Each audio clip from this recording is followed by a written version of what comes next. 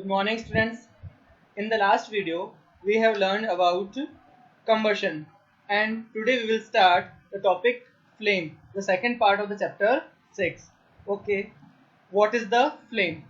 The region where combustion of gaseous material takes place producing heat and light is known as flame. जब हम क्या करते हैं, किसी भी जो combustion के ऐसे मटेरियल है जिनको हम combustion कर सकते हैं, जिनको हम burn कर सकते हैं, तो उस प्रोसेस में जहाँ पर क्या होता है, जिस जगह पे हीट और लाइट प्रोड्यूस होती है, उस रीजन को हम बोलते हैं flame. The reason where the combustion of gases material takes place is known as flame. All liquid and gases combustible substance burn with a flame.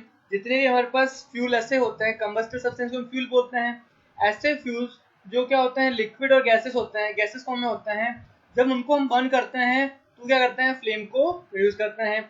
Solids में मोस्टली बर्न करने पे फ्लेम नहीं होती, लेकिन only those solid combustible which vaporise on heating like camphor, candle wax, it is etcetera burn with a flame. लेकिन ऐसे solid जो क्या होते हैं, जब उनको हम बर्न करते हैं तो क्या होते हैं, वेपोराइज हो जाते हैं, सीधे वो गैसेस फॉर्म में आ जाते हैं. तो ऐसे जो हमारे पास सब्सटेंस होते हैं, जब उनको बर्न करते हैं तो हमें क्या मिलती है, उनको बर्न करने पे हमें फ्लेम मिलती है. Wood and coal burn with a flame till all the liquid and gases material in it vaporise. Wood है, कोल है, ये सिर्फ तब तक फ्लेम की फॉर्म में बर्न होते हैं जब तक जो इनके अंदर के लिक्विड और गैसेस फॉर्म है वो वेपर में कन्वर्ट नहीं हो जाती, वो वेपराइज फॉर्म में नहीं आ जाती है. It means the only gases and liquids are substance which burn with a flame. The next is structure of a candle flame. जब हम क्या करते हैं, किसी कैंडल को बर्न करते हैं तो कैंडल में जो फ्लेम है, ये देख सकते हैं, हमने भी जस्ट पढ़ा कि जिस रीजन में हम क्या देखते हैं, जिस रीजन में हमको हीट और लाइट मिलती है उसी रीजन को हम बोलते हैं फ्लेम. जब हमने इस कैंडल को बर्न किया तो ये जो रीजन है, इस रीजन में क्या हो रहा है, हमें हीट और लाइट दोनों मिल रहे हैं. तो इस जो फ्लेम है, इस फ्लेम के चार पार्ट है. A candle flame consist of the following 4 zones. The first is outer non luminous zone, second है middle luminous zone, third inner zone and last one is lowest blue zone. तो हम ये देख सकते हैं, सबसे ऊपर का जो टॉप मोस्ट एरिया होता है उसको हम बोलते हैं आउटर, और साथ में नॉन ल्यूमिनस रीजन. फिर हमारे पास जो मिडिल एरिया आता है उसको बोलते हैं मिडिल ल्यूमिनस जोन. फिर सबसे जो हमारे पास मिडिल जोन से जस्ट नीचे जो एरिया है इसको बोलते हैं inner zone, and last this is known as blue zone. हम इनको डेफिनेशन समझते हैं कि होते क्या हैं. The first is what is outer zone. The complete combustion of the fuel takes place and the colour of the flame is blue and it is the hottest part of the flame. It is non luminous part of the flame. जब हम बात करते हैं किसकी, ये हमारा सबसे top वाला एरिया है, ये क्या होता है, first of all non luminous होता है. यहाँ पर जो लाइट है, लाइट का अमाउंट कम होता है. सेकंड थिंग, ये जो रीजन है, इस रीजन में जो कंबशन है वो कंप्लीट कंबशन हो जाता है. Complete combustion of fuel takes place, वो जो एरिया है वहाँ पे कंप्लीट कंबशन होता है. सेकंड थिंग, जो वो एरिया है, कलर ऑफ दिस फ्लेम, जो सबसे आउटर जोन है उसका कलर होता है ब्लू. और ये जो पूरी फ्लेम है, फ्लेम का सबसे हॉटेस्ट पार्ट होता है, सबसे ज्यादा जो हीट होती है वो आउटर जोन में ही होती है. सेकंड हमारे पास आता है in the middle zone. The partial combustion of the fuel takes place and the colour of this flame is yellow. जो सबसे ऊपर का जोन है, उससे जस्ट नीचे जो जोन होता है उसका कलर होता है येलो. और इसमें क्या होता है, मॉडरेट हॉट पार्ट, मतलब हीट जो है, हीट का अमाउंट आउटर जोन की कंपेयरिंग में थोड़ा कम होता है, यहाँ पर मॉडरेट होता है. It is the luminous part of the flame.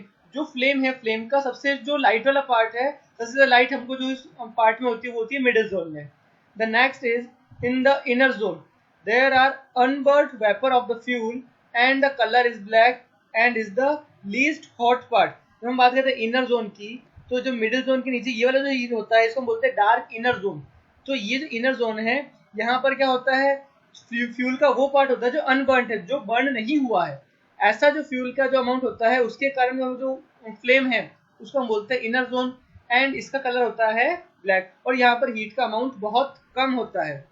सबसे लास्ट में जो हमारे पास होता है, जो कैंडल के जो लास्ट है, lowest blue zone. This zone lies at the bottom of the flame. The blue colour is due to the burning of wax vapour. जो सबसे लास्ट का पार्ट होता है वैक्स कैंडल का, जिसको हम बोलते हैं ब्लू जोन। यहाँ पर क्या होता है, इस जोन में हमारे पास जो वैक्स वेपर है वो बर्न होती है और ये फ्लेम का सबसे बॉटम पार्ट होता है। इस तरह से हमने देखा कि जो फ्लेम है, फ्लेम के 4 जोन होते हैं, outer zone, middle zone, inner zone and last blue zone. अब हम बात करते हैं what is the fuel. A combustible substance which produces a large amount of heat and light on burning is called fuel। जब last video हमने combustion पढ़ा था तो हमने यही पढ़ा था कि जो ऐसे सब्सटेंस क्या होते हैं जिनको हम बर्न कर सकते हैं, जो हीट और लाइट को प्रोड्यूस करते हैं, तो ऐसे सब्सटेंस को हम बोलते हैं फ्यूल या फिर कंबस्टिबल सब्सटेंस। ये दोनों एक ही है। For example coal, wood, petrol, diesel, kerosene, LPG and CNG are the some commonly use. ये ऐसे फ्यूल्स हैं जिनको हम डेली लाइफ में बहुत ज़्यादा यूज करते हैं। लेकिन जितने भी एग्जाम्पल हैं इनमें कुछ एग्जाम्पल ऐसे हैं, कुछ फ्यूल्स ऐसे हैं जो सॉलिड फॉर्म में है। फॉर एग्जाम्पल कोल, वुड, ये क्या है, सॉलिड फॉर्म में है। तो ऐसे फ्यूल्स जो क्या होते हैं रूम टेम्परेचर के ऊपर सॉलिड फॉर्म में होते हैं, उनको हम बोलते हैं सॉलिड फ्यूल्स।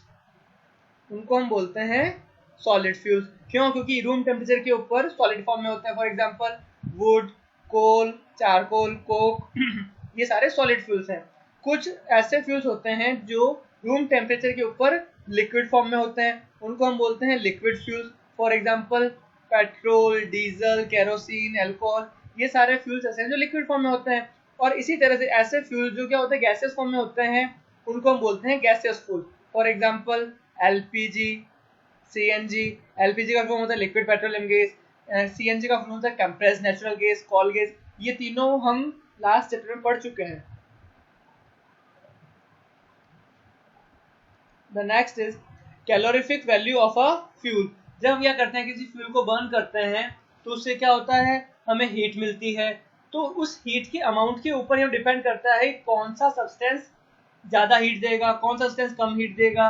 तो हम इसके लिए हम पढ़ते हैं calorific value of fuel. The amount of heat produced when 1 gram of the fuel undergoes the complete combustion is called its calorific value। जब हम क्या करते हैं, किसी फ्यूल को बर्न करते हैं तो किसी भी सब्सटेंस के 1 ग्राम फ्यूल को बर्न करने पे हमें कितना अमाउंट ऑफ हीट मिलता है, उस अमाउंट ऑफ हीट को हम बोलते हैं calorific value of that fuel. For example अगर हम क्या करते हैं, हम काऊ डंग को अगर बर्न करते हैं तो काऊ डंग के अगर 1 ग्राम अगर हम बर्न करते हैं तो हमें क्या होता है 6 to 8 किलो जूल, इतनी हमें हीट मिलती है। इसी तरह क्या कहते हैं, अगर वुड को बर्न करते हैं तो हमें 17 to 22 किलो जूल हमें क्या मिलती है, हीट मिलती है। तो ये जो वैल्यूज है, इस वैल्यू को हम बोलते हैं calorific value of the fuel. Characteristics of a good fuel. जब हम बात करते हैं हमारे पास फ्यूल्स कई तरह के हैं, तो कौन से फ्यूल को हम काम में लें जो हमारे लिए भी अच्छे हो और हमारे एनवायरनमेंट के लिए अच्छे हो, तो इस तरह की हम बात करते हैं characteristics of good fuel. A good fuel should have high calorific value. High calorific value का मतलब है कि हम उसकी एक स्टैंडर्ड वैल्यू अगर बर्न करते हैं तो हमें ज़्यादा से ज़्यादा हीट मिले। तो जो गुड फ्यूल ऐसा फ्यूल होना चाहिए जिसकी कैलोरीफिक वैल्यू क्या हो, ज़्यादा हो। सेकंड हमारे पास आता है a good fuel should have moderate ignition temperature। तो moderate ignition temperature का मतलब है कि ऐसा ignition temperature क्या होता है, ऐसा टेम्परेचर जिसके ऊपर उस टेम्परेचर के ऊपर ही हमारे फ्यूल्स बर्न होते हैं। उस टेम्परेचर अगर कम टेम्परेचर होगा तो फ्यूल बर्न नहीं होंगे। तो हम बात करते हैं कि टेम्परेचर है वो कैसा होना चाहिए, मॉडरेट होना चाहिए। मॉडरेट इसलिए होना चाहिए कि न तो इग्निशन टेम्परेचर बहुत कम होना चाहिए और न ही इग्निशन टेम्परेचर बहुत ज़्यादा होना चाहिए। अगर इग्निशन टेम्परेचर क्या हुआ, कम होगा, तो बहुत जल्दी बर्न हो जाएगा, वो अपने आप ही जल जाएगा। फॉर एग्जाम्पल फॉस्फोरस है, फॉस्फोरस रूम टेम्परेचर अपने आप ही जल जाता है, तो ऐसा भी नहीं हो कि वो अपने आप ही जल जाए। और इग्निशन टेम्परेचर इतना ज़्यादा भी नहीं होना चाहिए कि हमें उनको जलाने के लिए बहुत ज़्यादा मेहनत करनी पड़े, बहुत ज़्यादा टाइम लगे उनको बर्न होने में। तो जो इग्निशन टेम्परेचर वो मॉडरेट होना चाहिए। द नेक्स्ट है लो मॉइस्चर कंटेंट, उसके अंदर मॉइस्चर कम होना चाहिए ताकि बर्न होने में प्रॉब्लम नहीं आए। The next is low non combustible matter content. अगर नॉन कम्बस्टिबल होगा तो क्या करेगा, पॉल्यूशन ज़्यादा करेगा और वो इजीली बर्न भी नहीं होगा। The next low cost and easily available. Fuel ऐसा होना चाहिए इसकी कॉस्ट भी कम हो और इजीली अवेलेबल हो। ऐसा नहीं कि इजी हमको बहुत मुश्किल से मिले, ऐसा भी नहीं होना चाहिए। The next easy to transport and storage cost should be low. ऐसा होना चाहिए फ्यूल जिसका ट्रांसपोर्टेशन इजी हो, एक जगह दूसरी जगह ले जा सके इजीली, रिस्की नहीं हो, कहीं पे रास्ते में बर्न नहीं हो जाए, और साथ ही उसका जो स्टोरेज में कॉस्ट ज़्यादा नहीं आनी चाहिए, ज़्यादा महंगा नहीं होना चाहिए। Products of the combustion should not be harmful. Fuel ऐसे होने चाहिए कि जब उनको बर्न करते हैं तो उससे ऐसे कंटेंट नहीं हो जो हमारे लिए हार्मफुल हो, ऐसी गैसेस नहीं निकले जो हमारे लिए ज़्यादा हार्मफुल हो। नेक्स्ट है burn in air without much smoke. Fuel ऐसा हो जिसमें स्मोक ज़्यादा नहीं हो, धुआं कम से कम हो, जिससे क्या होगा, हमारा पॉल्यूशन भी कम होगा, हमारा एनवायरनमेंट भी सेफ रहेगा। The last characteristic is combustion should be easily controllable.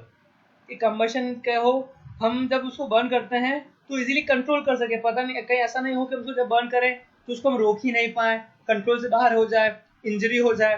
तो ये सारे कैरेक्टरिस्टिक्स होनी चाहिए एक फ्यूल के अंदर, तो उसको हम बोलते हैं good fuel. The last topic is pollution caused by burning of fuels। जब हम क्या करते हैं, फ्यूल्स को बर्न करते हैं तो बहुत सारी क्या होती है, पॉइजनियस गैसेस निकलती है। For example carbon dioxide, carbon monoxide, sulphur के ऑक्साइड्स निकलते हैं। तो इस तरह की जब हम बात करते हैं कि जब हम क्या करते हैं, फ्यूल्स को बर्न करते हैं तो बहुत सारी गैसेस निकलती है जो हमारे लिए और हमारे एनवायरनमेंट के लिए क्या है, बहुत हार्मफुल होती है। फॉर एग्जांपल जब हम बात करते हैं कार्बन डाइऑक्साइड की, जब कार्बन डाइऑक्साइड रिलीज होती है तो क्या होता है, इससे global warming makes ocean more acidic. तो ग्लोबल वार्मिंग क्या होता है, हमारा जो अर्थ का टेम्परेचर बहुत जल्दी बहुत ज़्यादा तेज़ी से इंक्रीज होता है, उसको हम बोलते हैं ग्लोबल वार्मिंग। और ग्लोबल वार्मिंग को हम पिछले चैप्टर में पढ़ चुके हैं, तो आप उसमें रिवाइज कर लीजिएगा। फिर हम बात करते हैं कार्बन मोनोऑक्साइड। कार्बन मोनोऑक्साइड क्या होती है, बहुत ही पॉइजनस गैस है। ये हमारे ब्लड के अंदर जो ऑक्सीजन कैरी करने की जो एबिलिटी उसको भी रिड्यूस कर देती है, तो ये भी हमारे लिए बहुत हार्मफुल है। कार्बन क्या होता है, इनकम्प्लीट कम्बिशन होता है, उससे निकलते हैं, ये स्मोक होता है, इसके कारण हमारे से होता है ब्रीथिंग प्रॉब्लम हो जाती है। ठीक है, सल्फर के जो ऑक्साइड्स होते हैं उससे क्या होता है, एसिड रेन होती है। एसिड रेन भी हमारे लिए बहुत हार्मफुल है, ये हमारे मॉन्यूमेंट्स बिल्डिंग वगैरह को क्या करती है, खराब कर देती है, जितने हमारे मेटल्स हैं उनको भी खराब करती है। ठीक है, और लास्ट में बात करते हैं नाइट्रोजन के ऑक्साइड्स, ये भी एसिड रेन के लिए रिस्पॉन्सिबल है। इसका मतलब ये हुआ कि जब हम बात करते हैं फ्यूल्स की, तो फ्यूल जब हम बर्न करते हैं तो उससे बहुत सारी गैसेस ऐसी निकलती है जो हमारे लिए, हमारे एनवायरनमेंट के लिए बहुत हार्मफुल है। तो इसका मतलब कि हमें फ्यूल्स को बहुत तरीके से यूज़ करना चाहिए, उनका बिना मतलब यूज़ नहीं करना चाहिए। ऐसे फ्यूल ज़्यादा यूज़ में लेने चाहिए जो हमारे हार्मफुल है। फॉर एग्जांपल CNG है, तो कंप्रेस्ड नेचुरल गैस, वो हमारे क्या इको हमारे पास ऑप्शन है, जिससे क्या होगा, हमारे पॉल्यूशन बहुत कम होता है। तो आज के टॉपिक में हमने पढ़ा फ्लेम जो कैंडल है उसके फ्लेम्स के टाइप्स और गुड फ्यूल के बारे में। इसी के साथ हमारा चैप्टर 6 जो कंबशन ऑफ फ्लेम है ये पूरा हुआ।